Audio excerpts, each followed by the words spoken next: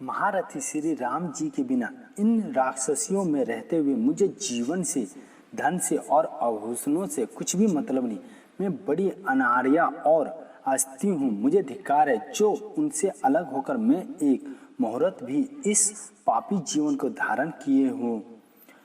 इस राक्षस रावण को तो मैं बाएं पैर से भी नहीं छू सकती, फिर उसे चाहने की तो बात ही क्या है, इत्यादि। इससे स्त्रियों को यह शिक्षा ग्रहण करनी चाहिए कि पति के वियोग में भीषण आपत्ति आने पर भी पति के ही चरणों का ध्यान रहे, मन में भगवान और धर्म के बल पर पूरी वीरता, धीरता और साहस रहे, स्वधर्म पालन के लिए प्राणों की भी आहुति देने के लिए सदा तैयार रहे। सीता जी की सावधानी भी अनुकरण करने योग्य है।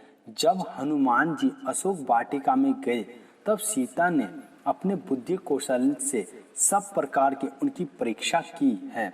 जब तक उन्हें यह विश्वास न हुआ कि हनुमान सचमुच श्री राम के दूत हैं और मुझे ढूंढने के लिए ही यहाँ आए हैं, तब तक उन्होंने हनुमान से खुले दिल से बात नहीं की। हनुमान के साथ बहुत सी बातचीत हो जाने के बाद भी, अर्थात इस प्रकार विश्वसनीय कारणों तथा श्री राम और लक्ष्मण की शारीरिक चिन्हों का वर्णन करके हनुमान जी शोक से दुर्बल हुई सीता को अपना विश्वास दिला।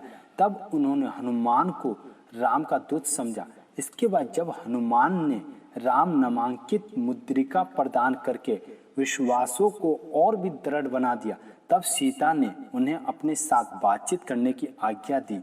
हनुमान, यदि तुम आत्मज्ञानी राम के भेजे हुए हो तो मेरे साथ बातचीत कर सकते हो। सीता का श्री राम में अलौकिक प्रेम था। हनुमान ने श्री रामचंद्र जी के संदेश पाकर उनके आनंद का पार नहीं रहता। बातचीत आरंभ होते ही वे उनसे पहले अपने स्वामी और देवर का कुशल समाचार ही पूछती है। वे भी उनके गुणों का बार बार वर्णन करती है। बात करते करते प्रेम में विह्वल होकर रोने लगती है। पहले जब हनुमान प्रत्यक्ष नहीं हुए थे उस समय उनके मुख से श्री रामचंद्र जी के चरित्र का वर्णन सुनकर कई तरह की कल्पना करती हुई सीता स्वयं अपनी स्थिति का वर्णन इस प्रकार से करती है। मैं बुद्धि से निरंतर श्री राम का ही चिंतन करती रहती हूँ, वाणी से उन्हीं का वर्णन करती हूँ। उसी के अनुसार उनके विषय की बातें मुझे सुनाई दे रही है और वैसे ही घटना मैं देख रही हूँ। मेरे समस्त भाव उन्हीं में समर्पित है। उन्हीं की अभिलाषा से संतप्त होकर मैं निरंतर उनका ही चिंतन करती रहती हूँ, अतः वैसे ही सुनती हूँ और देखती हूँ। भगवान श्री राम में सीता का कितना प्रेम था। अपने प्रियतम से मिलने के लिए उनके हृदय में कितनी व्याकुलता थी, इसका पता रावण द्वारा उनके हरे जाने से लेकर लंका विजय तक के उनके विविध वचनों से लगता है। उस प्रसंगों को पढ़ते पढ़ते कठोर हृदय मनुष्य भी रो पड़ता है। फिर भावुक हृदय से विषय में तो कहना ही क्या। भगवान श्री राम ने सीता की प्रेम की बारंबार प्रशंसा की है।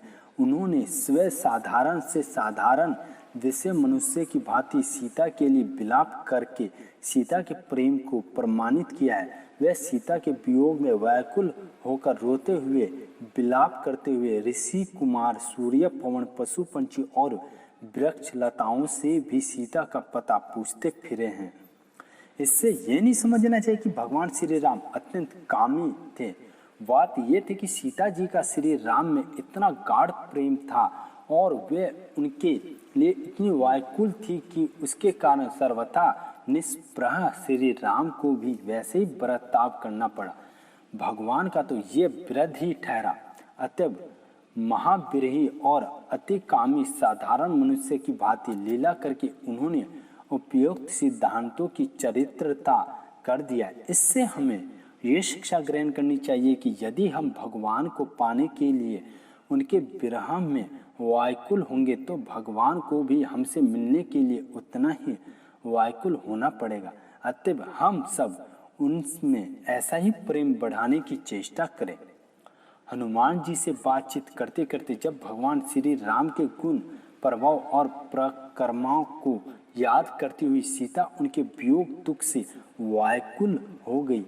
उनके मुख पर आंसुओं की धारा बह चली। उस समय हनुमान उन्हें आश्वासन देते हुए कहा, मेरे वचन सुनते रघुनाथ जी वानर और भालुओं की विशाल सेना लेकर तुरंत यहाँ के लिए चल पड़ेंगे, अथवा आप मेरी पीठ पर बैठ जाइए। मैं आज ही आपको राक्षस के दुख से मुक्त कर दूंगा। ऐसे करने से आज ही दैत्य वध के लिए प्रयत्न करने वाले भगवान विष्णु की भांति राक्षस वध के उद्योग में लगे हुए लक्ष्मण सहित श्री रघुनाथ जी देख सकेंगी।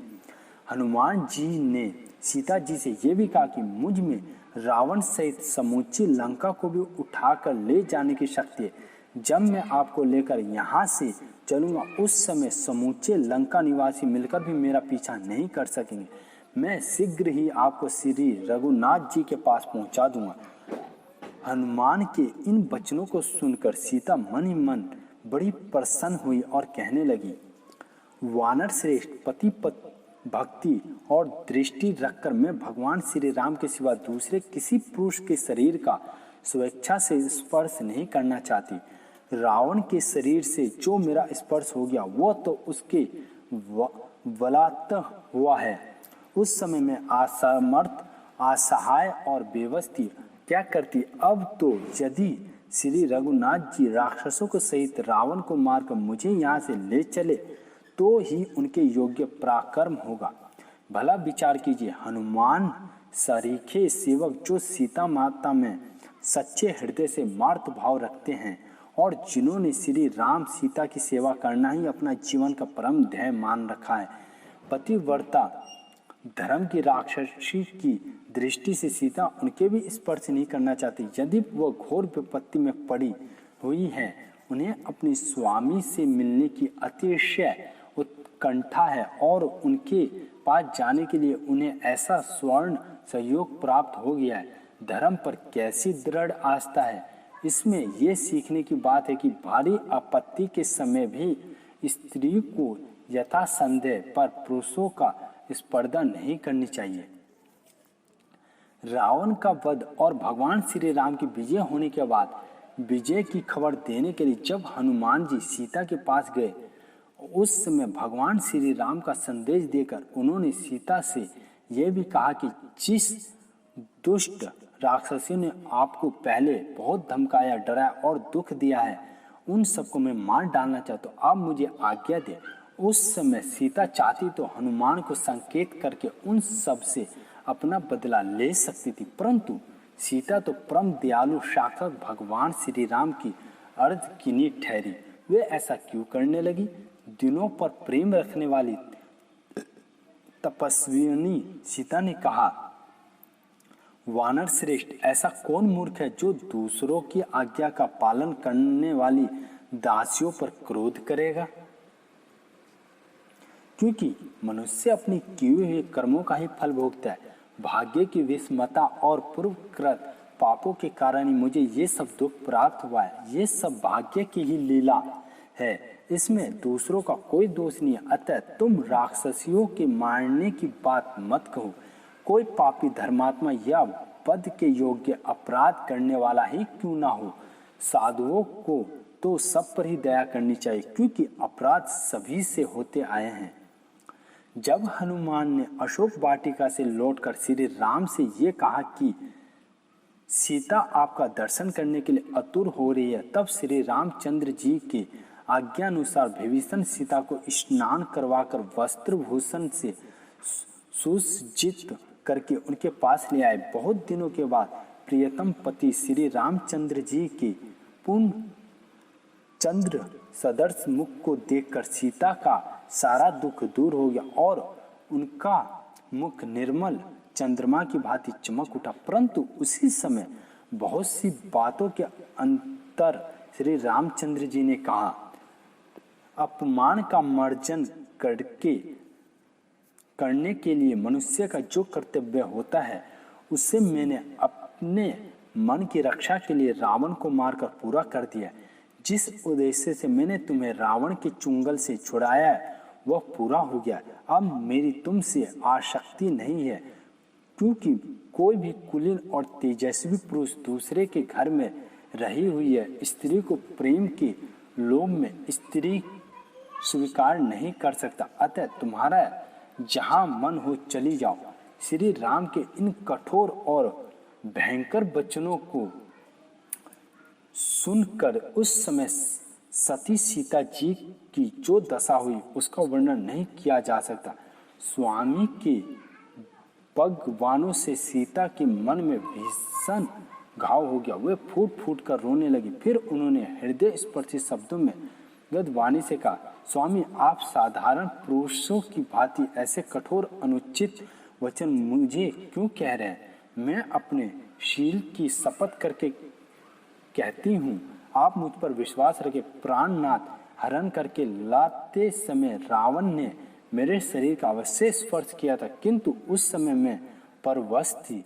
इसके लिए तो मैं दोषी ठहरा ही नहीं जा सकती। मेरा हृदय मेरे अधीन है और मैं उस पर सपने में भी किसी दूसरे के अधिकार नहीं हुआ है।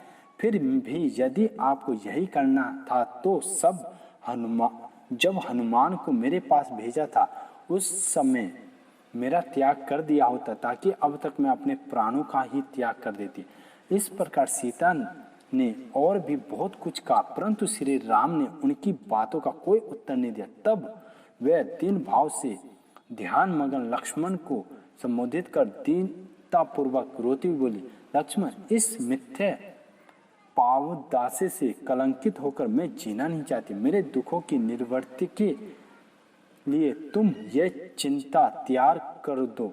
मेरे प्रिय पति ने मेरे गुणों से अप्रसन्न होकर जन समुदाय में मेरा त्याग किया। अब मैं इस जीवन का अंत करने के लिए अग्नि में प्रवेश करूंगी।